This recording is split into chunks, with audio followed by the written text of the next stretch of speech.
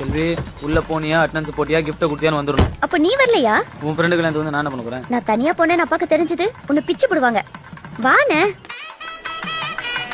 திருச்சிக்கு எப்ப போறேன்? இன்னும் 2 நாள்ல செமஸ்டர் எக்ஸாம் ஆரம்பிக்குது.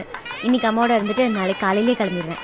வாங்க வாங்க வாங்க உட்காரு உட்காருமா. அண்ணே, அந்த எல்லோ தாவணி எப்படி இருக்கு? கேவலமா இருக்கு. என்ன விஷயம்? அந்த ப்ளூ தாவணி கிறுக்கு பிடிச்சிருக்க உனக்கு? இல்ல, இங்க இருக்கிற பொண்ணுங்க எல்லாருமே நம்ம ஜாதிக்கார பொண்ணுங்க தான். இதுல நீ எந்த பொண்ணையாவது பார்த்து ஓகே பண்ணேன்னு வச்சுக்கோ, அதை நான் அப்படியே அம்மா கிட்ட சொல்லுவேன். அம்மா அதை அப்படியே அப்பா காதுல ஊதுவாங்க. அதுக்கப்புறம் கல்யாணத்துல நாதஸ்வரம் ஊதுவாங்க. ஏன் இந்த கொலை? 25 வயசுல கல்யாணம் பண்ணா அது சூசைட், 28 வயசுல கல்யாணம் பண்ணா அது அட்டெம்ப்ட் மர்டர், 32 வயசுல பண்ணா அது மர்டர். அப்போ 24 வயசுல பண்ணிக்கிட்டா? கிணத்துல குதிக்கிறது. 23? விஷம் குடிக்கிறது. 22? தூக்குல தொங்குறது. அப்ப லவ் பண்ணி கல்யாணம் பண்ணிக்கிட்டா? சொர்க்கம்.